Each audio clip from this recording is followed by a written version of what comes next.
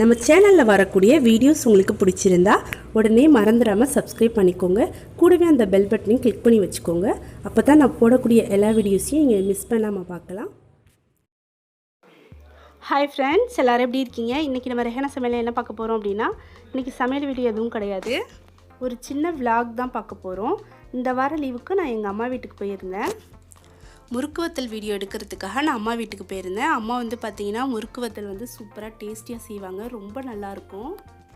2 நாள் லீவு அப்படிங்கிறதுனால என்னோடய ஃபேமிலியோட முதல் நாள் ஈவினிங் வந்து நான் எங்கள் அம்மா வீட்டுக்கு போயிட்டேன். அம்மா வீட்டுக்கு போகிறதுக்கு முதல் நாளே பிளான் பண்ணியாச்சு.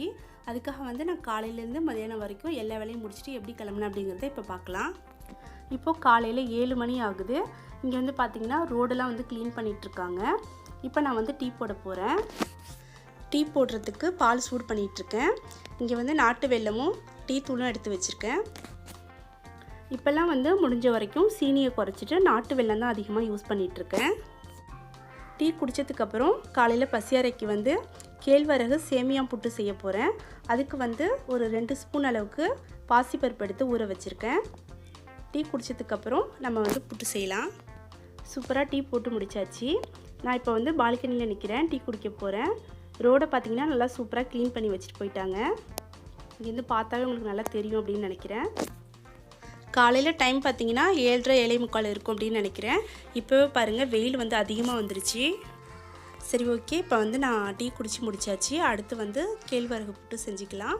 அதுக்கு வந்து நான் கேழ்வரகை அது முழுகிற அளவுக்கு தண்ணி ஊற்றிட்டு ஒரு தடவை நல்லா அலசி ஒரு பிளேட்டில் எடுத்து வச்சுக்கிறேன். கேழ்வரகு வந்து ரொம்ப நேரம் ஊற வச்சிடக்கூடாது. நம்ம போட்ட உடனே நல்லா அலசிட்டு எடுத்து வச்சிடலாம். அந்த ஈரத்துலேயே அது வந்து லைட்டாக ஊறிடும். எடுத்து வச்சுட்டு இட்லி சட்டியை ரெடி பண்ணிக்கலாம். நான் இப்போ வந்து ரெடி பண்ணி வச்சுட்டேன்.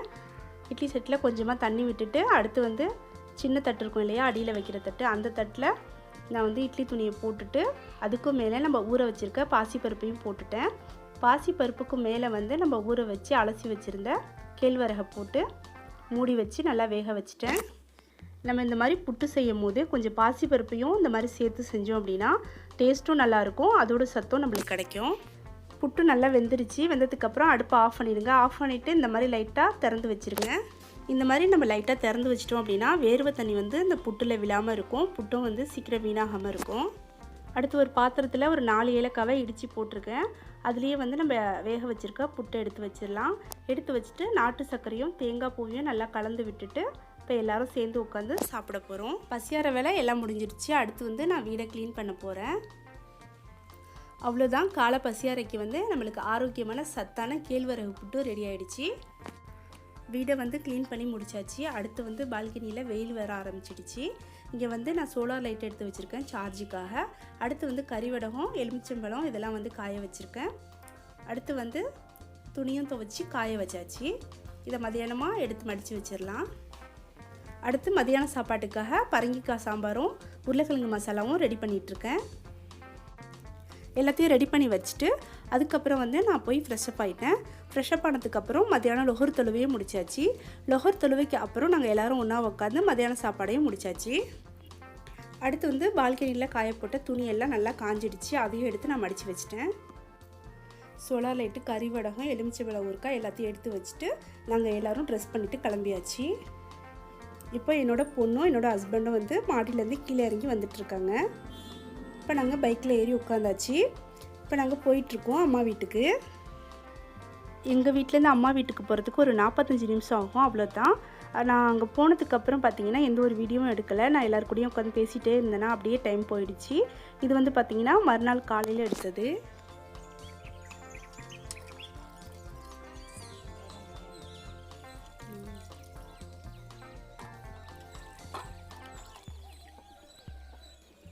நாங்கள் எல்லோரும் காலையில் 3 மணிக்கு எழுந்திரிச்சோம். நான், என்னோடய அம்மா, என்னோடய தம்பி ஒய்ஃபு 3 பேரும் காலையிலேயே எழுந்திரிச்சிட்டு முறுக்கு வத்த மாவுலாம் ரெடி பண்ணி வச்சுட்டு ஃபஜர் தொழுகையை முடிச்சுட்டு வெயில் வரத்துக்கு முன்னாடி முறுக்கு வத்தலை போட்டுட்டு கீழே இறங்கி வந்தாச்சு.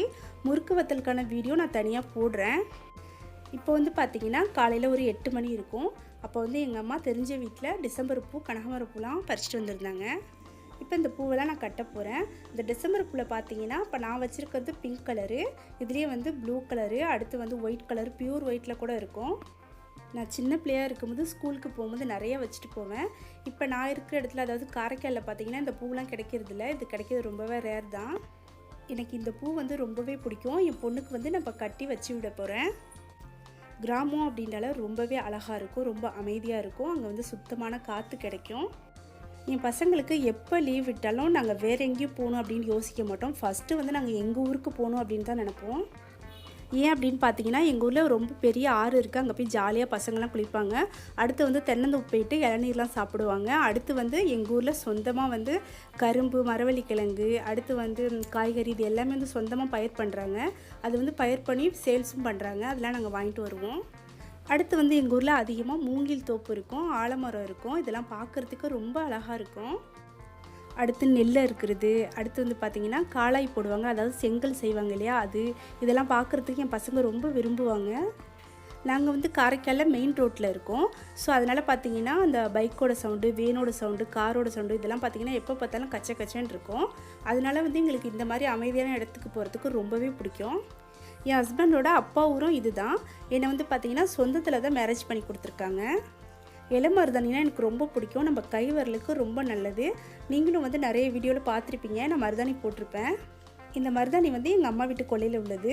இதில் எந்த ஒரு பொருளும் நம்ம சேர்த்து அரைக்க வேண்டியதில்லை. இதை மட்டுமே அரைச்சி போட்டாவே நல்லா சிவக்கும். இப்போ எனக்காக அம்மா வந்து அம்மியில் அரைச்சிட்ருக்காங்க. உங்களுக்கும் இந்த மாதிரி அழகான அமைதியான ஊருக்கு போகிறதுக்கான வாய்ப்பு இருந்துச்சுன்னா அதை மிஸ் பண்ணிடாதீங்க. கண்டிப்பாக போய் நல்லா என்ஜாய் பண்ணிட்டு வாங்க. ஓகே, நான் இப்போ வந்து பூவை சூப்பராக கட்டி முடிச்சாச்சு. பாருங்கள், ரொம்ப அழகாக இருக்குது பார்க்குறதுக்கு. இப்போ என் பொண்ணுக்கு நான் வச்சு விட போகிறேன். டிசம்பர் பூவை பொறுத்த வரைக்கும் அது சீக்கிரமே வந்து வதங்க ஆரம்பிச்சிடும். கனகாமர பூ வந்து பார்த்திங்கன்னா 2 நாள் வரைக்கும் நல்லாயிருக்கும்.